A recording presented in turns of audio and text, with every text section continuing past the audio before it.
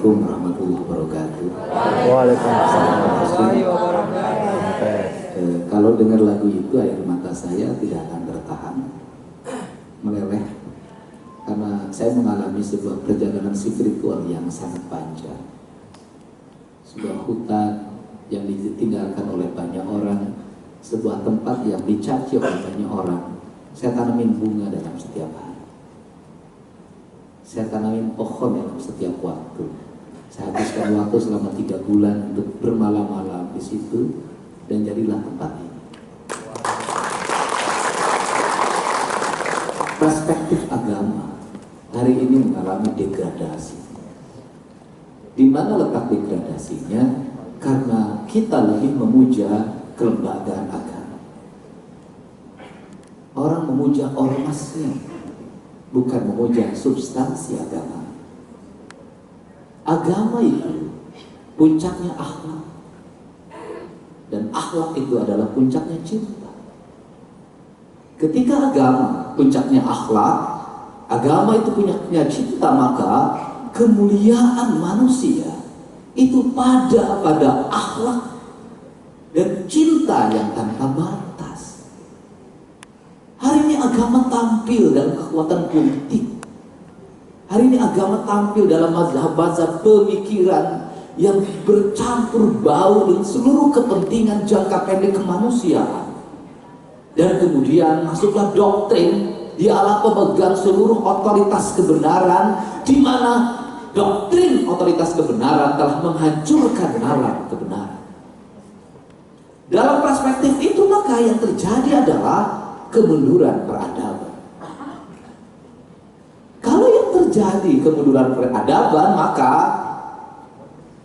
agama itu ada, tetapi dia tiada.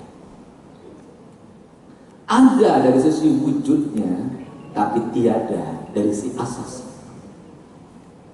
Orang salat, tapi setiap hari menyakiti orang lain dan menghalalkan darahnya orang lain. Orang puasa, tapi setiap hari dia melaparkan orang lain. Orang setiap hari berzikir, tetapi setiap hari membuat orang lain menjadi sakit. Kalau seperti itu, maka semuanya menjadi gambar, menjadi lukisan yang seperti ini. Yang kita bangun bukan lukisan, yang kita bangun bukan arca, yang kita bangun bukan patung, yang kita bangun adalah rahmatan lil alamin. Ketika yang kita bangun rahmatan lil alamin, maka agama hadir dalam rahmat. Karena hadir dalam rahmat, maka dalam agama ada rasa cinta. Dan cinta itu mengalahkan apapun. Maka seorang petani, dia menanam 7 butir padi dengan cinta, tak merasa punggungnya pegal walaupun terik matahari menyengatnya. Kenapa? Ada cinta di situ. Ada Tuhan di situ. Ada nilai, ada kasih sayang, ada kesempurnaan dan keparipurnaan di situ. Setelah itu, maka butiran padi itu kemudian berkembang, maka muncullah tunas-tunas baru. Maka petani itu menyentuhnya tunas itu dengan cinta. Tak ada urea yang ditanam, tak ada TSP yang ditanam, tak ada racun yang ditanam, tapi petani itu lebih memilih menyuburkan tanahnya terlebih dahulu dengan seluruh nilai asasi yang alamiah pada lingkungannya, pada seluruh nilai yang Allah ciptakan, dari dedaunan, dari kotoran-kotoran hewan, maka bersenyawanya dalam tanah itu, maka padi itu berkembang. Dan setelah berkembang padi itu kemudian dia berbutir, maka butiran-butiran itu menjadi indah tiada tara. Dia kemudian tunduk pada bumi sambil berucap, La ilaha illallah. Kemudian petani menyayangi butiran itu dengan penuh cinta. Tak boleh ada satu butir pun jatuh. Tetapi ketika burung terbang, dia tetap membiarkannya. Hanya 1 butir dan 2 butir yang dinikmati burung itu, dan burung itu menikmatinya untuk memberikan pada anak-anak. Pada saatnya panen maka berhitung dalam pikirannya, padi itu bukan untuk keuntungan dan kekayaannya, maka padi itu hanya untuk menyambung hidup diri dan keluarga. Maka dipotonglah dengan penuh dengan cinta, dengan iringan musik cinta. Tak ada jemuran yang dia siapkan, maka dibiarkan dia mengering padi itu secara alamiah. Dan setelah itu dia pikul dengan penuh dengan kasih sayang dan disimpanlah pada leit atau lumbung-lumbung cintanya. Dan esok lusa dia akan tumbuh dengan penuh rasa. Setiap tumbukannya ada cinta. La ilaha illallah, la ilaha illallah. Kemudian esok harinya padi tersaji dalam kayu bakar yang dibakar dengan penuh dengan hati dan disajikan dengan penuh rasa dalam pertemuan dan perjumpaan keluarga yang penuh dengan cinta. Makannya ala kadarnya, tapi bahagia hidupnya terbentuk dalam cinta sebuah keluarga. Itulah agama. Dan kita menganggap mereka itu bukan orang yang beragama, dan kita menganggap kitalah yang beragama. Ketika orang lain bicara, kita sibuk main HP, kitalah orang yang beragama. Dan bayangkan yang bicara di depan itu adalah anakmu. Dan kemudian kau melihat ketika anakmu ngomong di depan banyak orang, dan orang itu tidak memperhatikannya, betapa sakitnya dirimu. Tepuk tangan sebetulnya. Nalari ini yang sesungguhnya saya tanamkan di tanah Purwakarta sejak lama. Cuman orang tidak pernah memahami. Untuk itu kalau itu cinta, maka tak ada seorang Cina yang Katolik tak ragu dia memetik sebuah kuncen untuk mengantarkan lagunya Sunan Kalijaga yang bercerita tentang Kidung Wahyu, yang dimana dia bercerita setan bukan untuk dimusuhi, tapi setan untuk ditemani. Kalau dimusuhi maka terjadi permusuhan, sampai kapanpun setan akan mencari kelemahanmu. Tetapi kalau ditemani, setan tak akan berani mengganggumu. Ular ketika ditemani tidak akan mematung. Harimau ketika ditemani tidak akan menerkam. Ketika musuhi kau akan menjadi musuh harimau selamanya. Penyakit yang paling tinggi adalah kanker. Ketika kau musuhi, kanker itu kau potong dengan pisau di ruang operasi, maka besok akan tumbuh. Ketika kau kemoterapi, maka rambutmu akan rontok, maka ginjalmu akan terbakar, maka tubuhmu akan hancur daya tahannya. Ketika kau berkata pada kanker itu, kau adalah temanku, andai kata ujung nyawaku kau menjadi penyebabnya, aku rela, karena ini bagian dari perjalanan menuju ke Mahatunggalan, dan aku kembali padanya dengan penuh keikhlasan. Itulah agama. Jadi kalau Anda ngomong agama, sakit kepala kemudian nyari dokter, kemudian Anda minum obat untuk menghilangkan sakit kepala itu, di mana Tuhan? Di mana Tuhanmu sang penyembuh itu? Kemudian ketika kau honornya tidak cukup dan kau cari kredit dengan 10% bunga, pertanyaannya, di mana Tuhanmu? Tak kau beri jalan untuk mencari jalan yang lebih halus. Ketika kau merasa berkorban atas cinta buat istrimu, buat suamimu, sesungguhnya Anda tidak mencintai apapun dan tidak ada cinta dalam diri Anda. Cinta, Eca saya. Ketika Eca berumik saya mengantarkannya, dan ketika Eca selesai, Eca mengantarkan. Ini yang hilang dalam peradaban kita.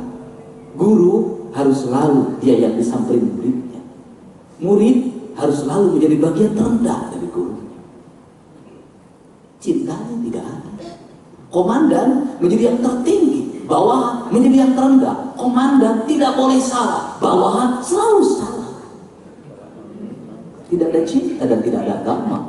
Yang menjadi problem kita hari ini adalah kita memahami hukum sebagai agama. Agama itu hukum, bukan. Hukum agama lebih tinggi dari hukum.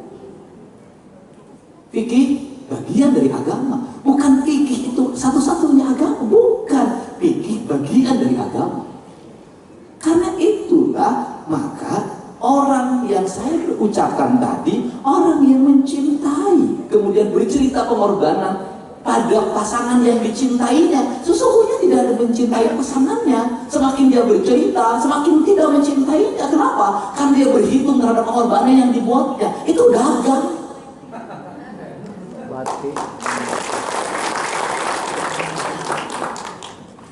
Jadi orang yang salatnya sudah sampai pada tingkat makrifat tidak pernah lagi bercerita salah.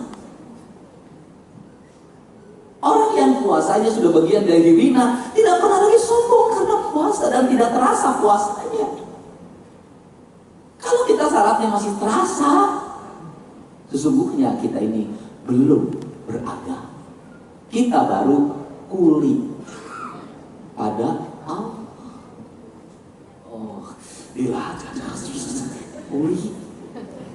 Tetapi dalam konteks itu Nabi Rasulullah SAW itu memiliki sebuah kearifan bahwa hubungan spiritualitas adalah personalitas. Hubungan spiritualitas adalah personalitas. Karena hubungan dengan Sang Maha Cinta, maka dia tidak mau diganggu oleh siapapun. Dan ketika lihat arifnya Nabi, ketika salatnya berjamaah, maka suratnya pendek-pendek. Ya, betul. Ketika dia salatnya sendiri, maka salatnya tiada darah, bengkak kaki tak menghalanginya untuk tetap menghadap keharibaannya. Itulah Nabi. Bagaimana kita berbalik? Apalagi kita menjadi kori yang terbaik, maka suaranya dibikin panjang dan makin lama. Kenapa? Orang agar tahu bahwa kita kori terbaik. Ketika ingin orang tahu bahwa dia kori terbaik, sesungguhnya yang dia lakukan ingin diketahui oleh banyak orang. Ketika yang dia lakukan ingin diketahui oleh banyak orang, dia telah menyampingkan Sang Maha mengetahui. Nah, inilah yang menjadi problem kita. Karena ini yang menjadi problem kita, bagi saya, membangun spirit agama adalah membangun universalitas. Karena membangun universalitas, maka kita, para pengajar agama itu, tidak boleh memiliki keterbatasan literatur. Bukan hanya bercerita bagaimana cara menguburkan mayit, bukan hanya cerita bagaimana berwudu, bukan bagaimana tentang puasa, tetapi bercerita tentang universalitas. Karena bercerita tentang universalitas, maka seorang guru agama sesungguhnya dia adalah guru yang mumpuni, yang harus dia memahami seluruh pengetahuan sebenarnya. Guru agama itu semestinya memahami matematika. Guru agama sangat memahami fisika. Guru agama memahami kimia. Ingat kalimat saya, memahami. Beda antara bisa mengajar dan memahami. Guru agama dia harus memahami seni. Guru agama harus memahami filsafat. Guru agama menjadi panduan dari seluruh nilai pelajaran itu menuju pada kebenaran yang asasi, yaitu la ilaha illallah. Kalau itu terjadi, maka guru agama tidak menjadi ngajarnya bukan seminggu 4 jam, bukan seminggu 2 jam, dia ngajar sepanjang masa dan sepanjang waktu. Karena agama bukan 2 jam, agama selamanya. Kalau seperti itu, maka dia adalah menjadi pemandu bagi guru yang lain, menjadi pengarah apa? Seluruh pelajaran di Indonesia, seluruh pelajaran di Jawa Barat, seluruh pelajaran di Purwakarta tidak boleh mengarah pada materialisme. Kenapa? Karena kandungan agama mengajarkan tentang penyerahan diri totalitas pada Allah. Karena tidak boleh mengajarkan materialisme, dia mengajarkan sebuah nilai tentang kehidupan itu tidak pernah berakhir. Alam bihari, alam kiwari, dan alam wa isu, kata orang Sunda. Alam maya pada, alam Madya pada, alam Marcapada, jeung alam Padang Poe Panjang negara tunjung sampurna. Kalau seperti itu, maka tidak ada rangkaian yang terputus. Kalau tidak ada rangkaian yang terputus, kata Imam, kade barisanana rapihkeun ulah aya nu kosong. Kalau kosong itu adalah peniadaan. Kalau kosong itu ketiadaan. Maka kosong beda dengan nol.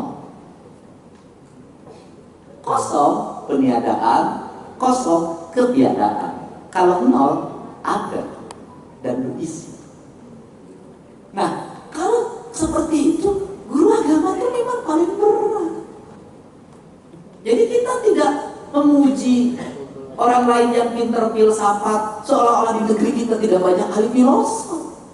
Seolah kita itu memiliki kependekan berpikir dan memperhatikan filsafatnya orang lain.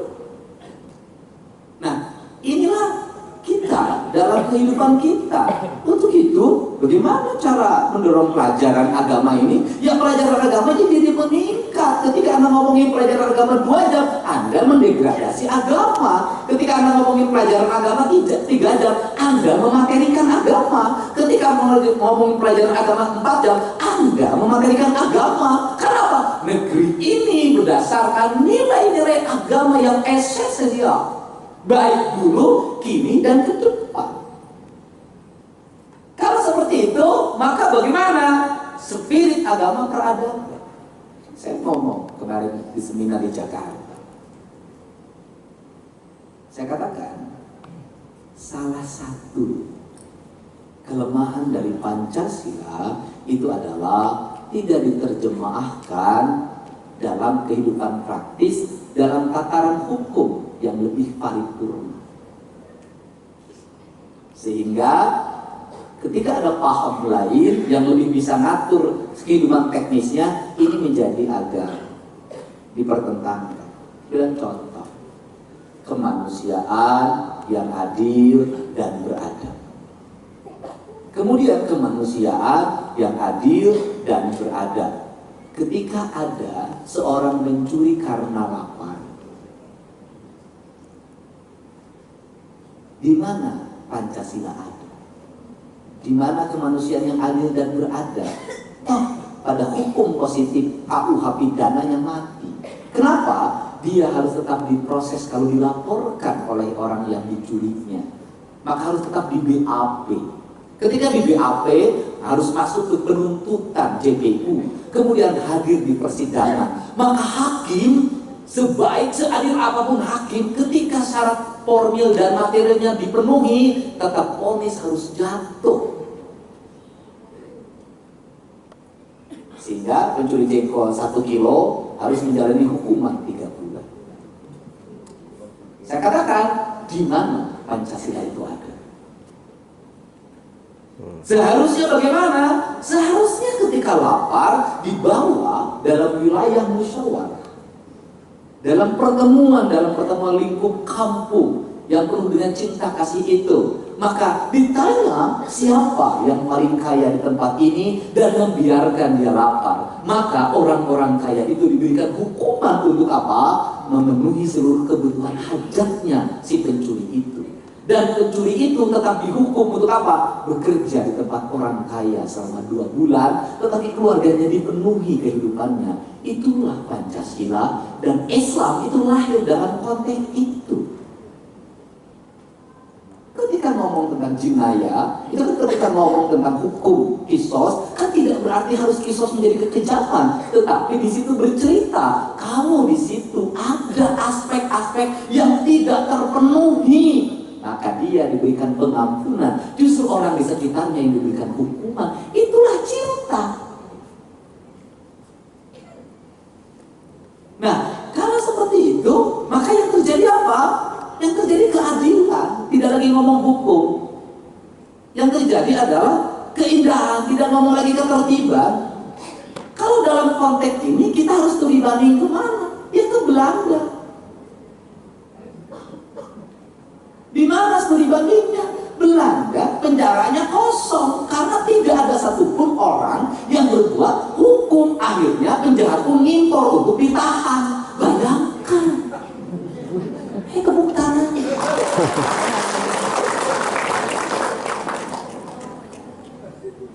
Negara Belanda penjahatnya impor untuk isi penjaranya, karena penjaranya kosong, tidak ada orang yang berbuat pelanggaran. Itu Belanda. Nah, saya katakan tentang Indonesia, saya selalu ngomong, gedung negara buatan Belanda dibangun dengan semangat penjajah.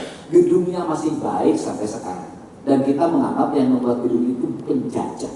Pertanyaannya adalah, sebutkan gedung-gedung yang dibuat oleh bupati 20 tahun ke belakang yang masih ada.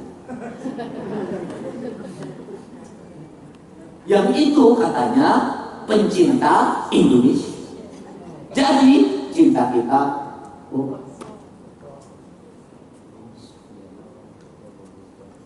ya kalau kosong, kalau kata kiai tidak ada berkah. Nah, kalau konteksnya seperti itu, ada hal yang harus diperbaiki dalam sistem beragama kita. Ada hal yang harus diperbaiki dalam sistem pembelajaran agama kita. Inilah yang harus jadi bahan diskusi kita. Inilah yang harus menjadi bahan kita. Kemudian, apa sih yang ada dalam pikiran kita? Pikiran kita adalah material. Apa pikiran kita material? Proyek buku, proyek kurikulum, honorarium, sertifikasi. Semuanya hanya berputar pada urusan duit kok.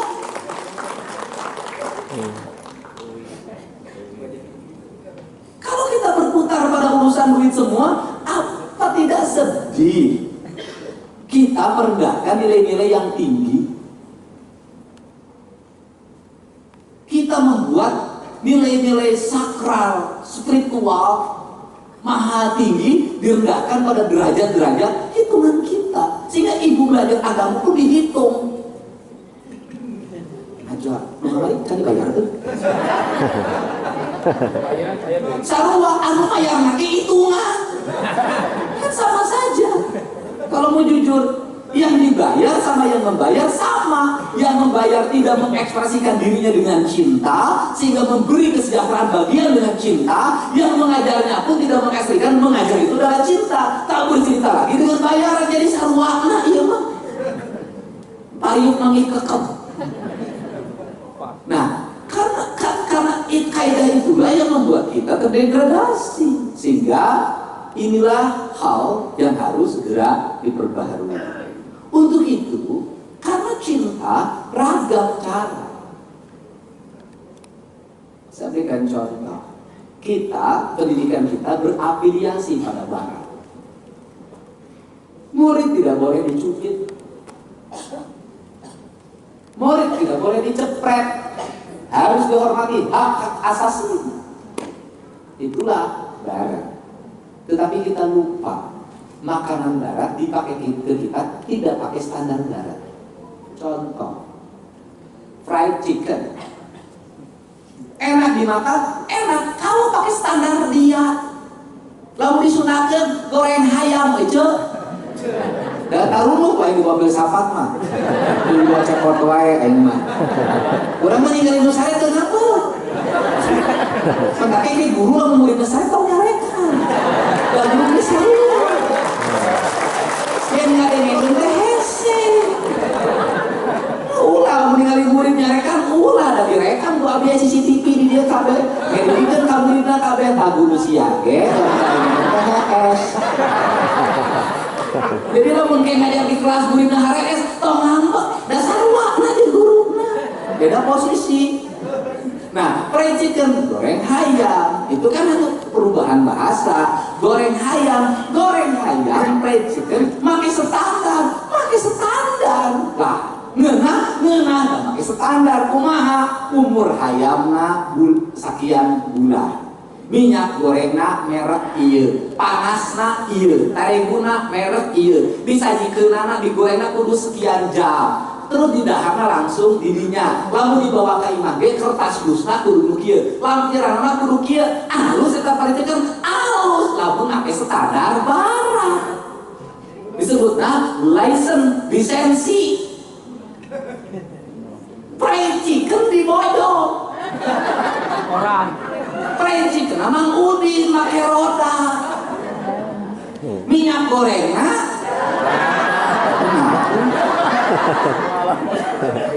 gas lain pakai gas standar anu LPG 3 kilogram nyokot jatah raskin nyokot tadi sepabrik hak batur dicokot kan LPG 3 kilogram dengan keluarga miskin dicokot dipakai bisnis terus doraka punten. Nah hurungkeun kulantaran memang numeri lagi jarang sok diemprit-emprit seuneu dileutikan geus digoreng pan teu langsung meuli digoreng teh loba dituna tiis fried chicken dibawa ka imah di dahar ku ceminin nah moal lain standarna budaya barat budak teu meunang diteunggeul alus-alus tapi ingat di barat aturan hukum dengan budak ketat kumaha ketatna teu meunang budak meuli rokok karena anak kecil tidak boleh melakukan transaksi perbuatan hukum lain ukur meuli rokok balanya ka warung teu meunang sahabat eta budak can bisa melakukan perbuatan hukum can bisa bertransaksi bahkan ka supermarket kudu didampingi ku indungna lalajo temenan kudu dampingi ku indungna jam sekian temenan keluar imah dan saya aturanana ka sakolahna lalempang paling luhur naik sepeda atau naik pakai kursi roda sabab budak di barat temenan naik motor belum memenuhi ketentuan standar undang-undang. Ayo rek kumaha temenan beli minuman sabab belum memenuhi standar undang-undang. Seluruh anak yang di bawah pengawasan orang tuanya di bawah umur tidak boleh keluar rumah melakukan ABCD tanpa pendampingan dari orang tua. Anak ceminah kumaha Indonesia naik motor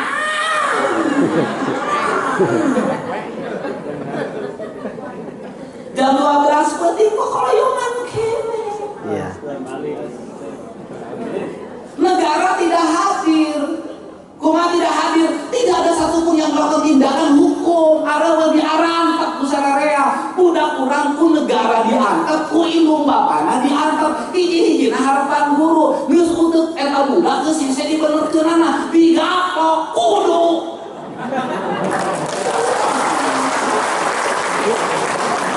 Lamun diantep bakal terus kejadianana di mana eta budak digaplok lain ukur digaplok dipaehan saha ngajarkeunana Nabi Khidir tapi dipaehan teh lain fisikna saha Nabi Khidir parahu diruksakeun budak leutik dipaehan naon pelajaran hiji perkara gancang bereskeun hiji kabiasaan meungpeung keur leutik kene seuneu pareman keur leutik kene mobil gancang eureun di jalan tol lamun kira-kira kadenge gegeret-gegan meungpeung aya peringatan kene budak perilaku goreng gancang eureunkeun eta perilaku meungpeung keur leutik kene geus ngagedean mah moal aya nu menerkeun. Jadi apakah pukulan itu kekerasan? Tidak. Karek ayo ngomong kieu mah. Harus biasa. Ayo ngomong cinta filsafat mah heureung mah. Kita juga filsafat cenah. Ngomong-ngomong cinta sapi aing geus dirugul teu pernah amplop. Ari cinta rana gitu. Ayo kudu kieu wae.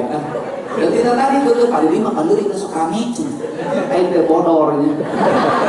Nah, iya, apakah pukulan itu adalah kekerasan? Cinta. Saha pun dia. Kumaha sering nangeup. Dedek, wah.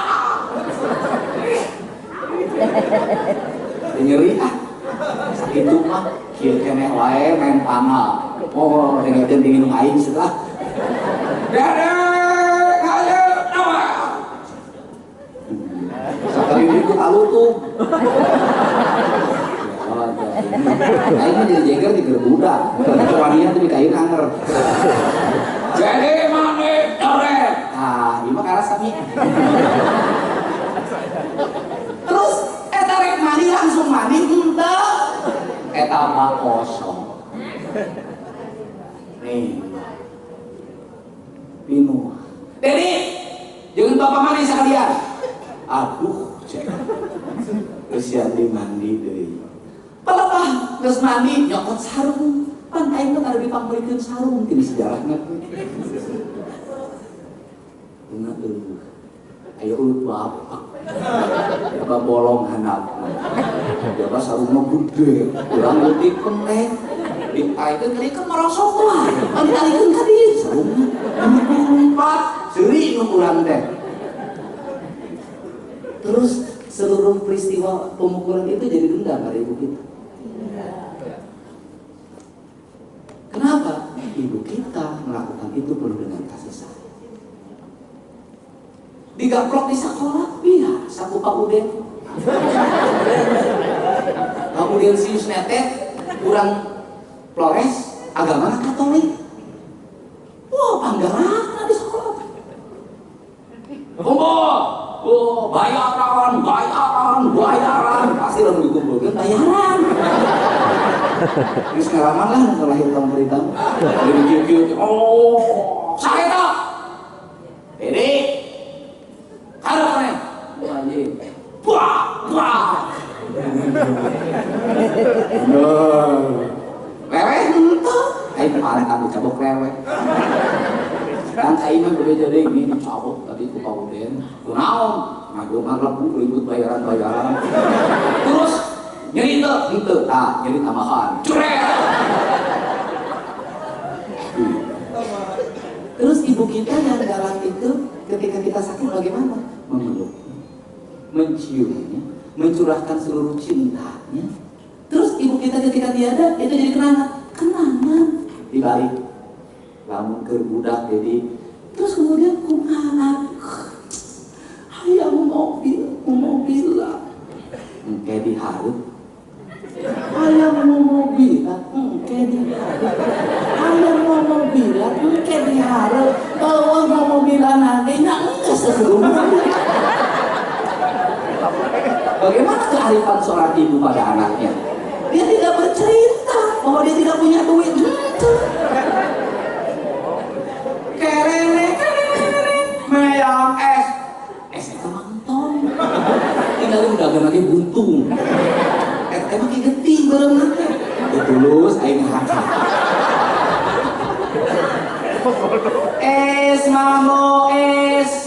Es mambo kacang hijau. Ini es mambo kacang hijau. Eta teh, jero nate make kopok. Susu nate, jadi turunan.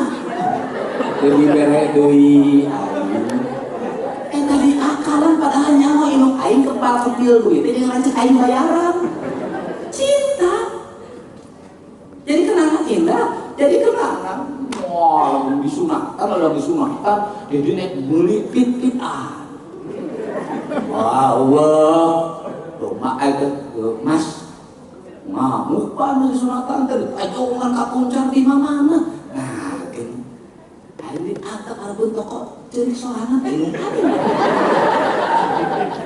ibu saya tuh kejam gitu aing cerik arbun toko guguleman gituan ini orang mabalanya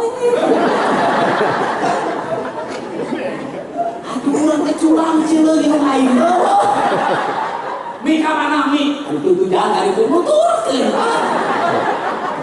inta so ibu mun boga salaki ama kan tinggal malah yang ibu mah jong-jong pengen bageurang ulah dilayanan capek sabuana percaya awewe teh kitu ama kan tinggal untuk diporosotkeun nah itu cinta nah yang itu yang ini hilang. Nah, kemudian lamun cek kata hayang dituturkan, jadi hayang sepeda dituturkan, jadi hayang mobil dituturkan. Apakah ibu kita mencintai kita? Tidak. Ibu kita telah mencintai kita dalam materi yang dimilikinya dan tidak ada rasa yang ditumpahkan. Kalau seperti itu apa? itu menang-menang. Mungkin nggak ngomong budak. Gusti, aing keur budak teh aing aing teh diri. Karena gebuk-gebuk acan, aing ulin diangkat, aing itu diangkat. Nah, untuk itu sistem pendidikan kita dibenahi. Bagaimana? Kunaon sih kudu diajar jauh-jauh? Pandumuk Indonesia, pendidikan nanti ngalahirkeun orang sekualitas Habibie. Berarti sistem pendidikan baru teh halus. Kan pandumuk Indonesia teh melahirkan orang sekualitas Bung Karno. Berarti sistem pendidikan Indonesia teh halus. Indonesia melahirkan orang sekualitas Gus Dur. Indonesia teh halus. Berarti Indonesia melahirkan sekualitas Pak Harto, lulusan SR jadi presiden 52 tahun. Berarti hebat. Indonesia melahirkan sekualitas Jokowi. Wah, yang disebutin. Berarti halus. Benar. Kenapa? Karena ada hal bahwa pendidikan bukan sekolah. Pendidikan adalah sistem pengalaman hidup manusia, sehingga orang-orang yang sukses bukan orang-orang yang hanya mengandalkan sekolah sebagai sumber inspirasi kehidupannya, tapi orang yang sukses adalah orang yang memperbanyak pengalaman hidupnya. Dan sekolah harus mengajarkan pengalaman hidup. Kenapa sekolah sekarang tidak produktif? Karena sekolah sekarang menjadi tumpukan pelajaran, tumpukan diktat, buku paket yang berubah-ubah, yang dulunya bukan mengajar cinta dan rasa, mengejar jam pelajaran dan lamanya belajar. Maka itu menjadi kejenuhan. Semua orang berkutat memburu jam-jam itu agar mendapat sertifikasi. Sehingga terakhir, negara mana yang paling bahagia di Indonesia, di dunia? Finlandia. Yang pertama, saya yang ngomongin pertama, bukan itu dulu. Kenapa? Karena memang negaranya rileks, santai. Santai itu terarah, bukan tidak produktif. Nah, rileks, santai. Bagaimana pelajaran di sekolahnya? Rileks, santai, 4 jam setiap hari, 5 pelajaran dalam seminggu, ujian nasionalnya bahasa Finlandia, dan milih kamu pengen sukanya apa. Musik, ujian nasionalnya musik. Kamu sukanya apa? Matematika, ujian nasionalnya matematika. Diulang, mereka ujian di dalam masalah stres. Betul. Udah bisa. Karena stres, akhirnya apa? Kan rupa-rupa. Ayo ziarah kubur. Saya setuju ziarah kubur, tapi dari konteks, dari sisi apa hubungannya ziarah kubur dengan uang? Kan mistifikasi. Terus bimbing soal. Apa paling kan itu paling halus now? Guru bimbel, proyeknya terus-terusan. Iya. Nah, kalau masih ada guru bimbel, berarti belajar di sekolah sudah tidak perlu lagi. Sehingga saya ngomong berkali-kali, lamun ujian teh bisa lulus kulantaran bimbel, mending tong sekolah langsung we bimbel terus ujian.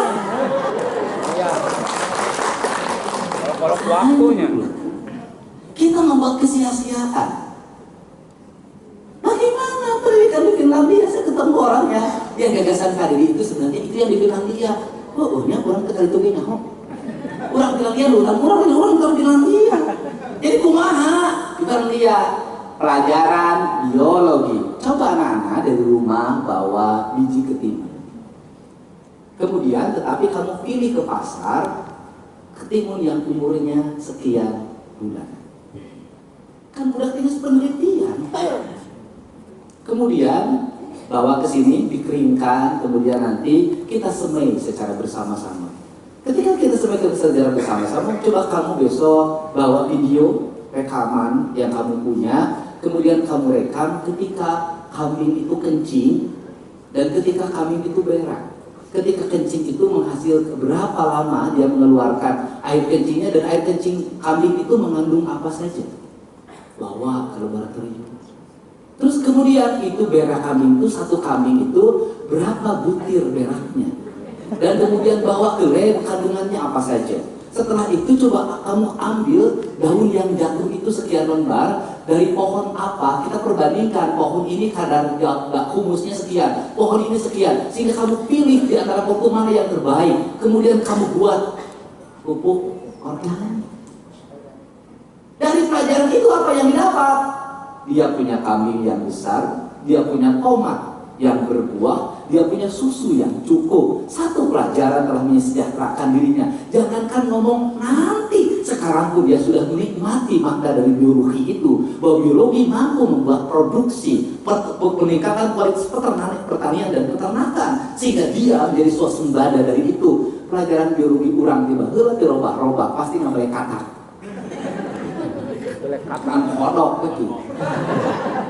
Ikan. Padahal mah ganti buka kakak, kan bisa dihakan disuruh. Apakah guru bakakak itu bisa dijelaskan oleh guru agama? Bisa. Bakakak itu adik-adik sebuah tradisi ritualnya orang Sunda, di mana orang Sunda memahami bakakak bagian dari sesajian untuk gambaran penyerahan diri pada yang tunggal. Sudah itu. Orang menyebutnya Allah Subhanahu wa Ta'ala. Maka bentuk penyerahan dirinya adalah begini. Sehingga nulisari. Jadi bakakak teh semua guru awewe langsung sendiri.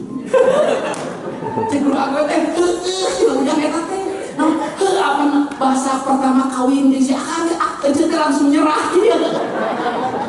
Sederhana. Bayangin satu titik sudut pandang filosofinya panjang rangkaian kaya pendidikan kita, sehingga saya berulang-ulang menyampaikan yang menulis kurikulum tentang pendidikan adalah guru di dalam kelasnya, karena hanya guru lah yang memahami karakter guru.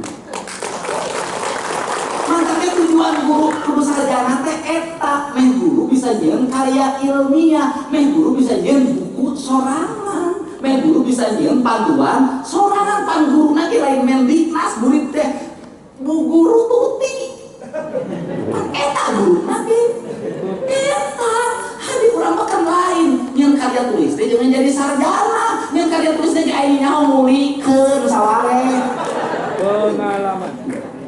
sehingga guru yang tidak bisa buat karya tulis nggak bisa lulus jadi guru. Kenapa? Dia tidak bisa lagi menulis untuk bahan panduan anak-anak. Nah, terus guru jadi sarjana juga namanya sarjana. Sertifikat. Kalau yang lupa tak kamu honor, nanti akhir-akhir menang honor kurang guru diputar-putar kan jadi Allah. Guru teh terus jadi sarjana hutang tak koperasi teranggus. Ya kan? Kenapa diputar-putar? Kenapa? Ini yang saya nggak suka. Nah, ini yang harus dibuat dalam sistem kita, disederhanakan. Saya biasanya si acara itu nggak seribet hari ini. Hari ini tuh terlalu struktural birokrasi. Akhirnya esensinya tidak nyampe. Diisuk upacara pembukaan sambutan kabeh jelema nyambut. Terus ini eta-eta kene. Terus itu kudu tepi ke sore tempo HS bagian air. Kenapa? Kita terlalu bertele-tele. Sok ibu siap kasalat. Sok sarpi keur hayang. Ibu diheureuykeun. Geus sakedap mama bade ngabersihan heula pamunteut. Coba secara esensial aja udah kacau. Ari sia kunaon dibedakan ai tempo HS kudu dibersihan. Itu alus mah kudu make bedak. Kenapa? Karena bedak ketika dipakai tidur mungkin harusnya kamu bener jadi nu alus mah teu make. Geus anggeus bedak kela mama teh teu ngabersihan lipstik. Nah, akhirnya dibersihan ini kok lipstik kan. Kayak atuh mama bari buka heula acuh. Nya kira-kira diprosokin mah geus asup ka kamar teh tatanya apa geus. Ada proses waktu yang menunggu terlalu lama itu, apa yang terjadi? Infill. Hilangnya rasa. Barang aku lagi terjadi teh. Ayo tuh Pak. Bapak lagi nangis Korea. Kurang HS. Maka kurang Sunda filsafatnya kumaha? Terakhir Sunda. Kudu dahar memeh lapar. Ya kan? Kudu sarek memeh tulu. Kudu nyari memeh. Apa sih yang diajarkan di situ? ketepatan. Jadi Anda makan jangan menunggu laparnya. Kalau sudah waktunya jam makan, Anda makan. Anda udah makan. Terus aing teh ngerti. Oke, jangan terus. Terakhir ini saja, lihat oleh kita tiap hari anti Cina, tapi kita tidak akan bisa mengalahkan mereka kalau kita tidak pernah memahami mereka. Ini yang harus kita penting ya. Dan hari ini saya juga makin bingung. Kenapa? Karena Saudi Arabia di Republika beberapa waktu yang lalu itu menjadikan bahasa Cina menjadi pelajaran di sekolahnya. Itu saya juga makin bingung ini. Nah, tetapi peradaban Cina itu dulu setara dengan peradaban kita dan peradaban kita lebih tinggi. Kenapa orang Cina berhasil? Karena orang Cina percaya diri pada dirinya sendiri. Terima kasih. Assalamualaikum warahmatullahi wabarakatuh.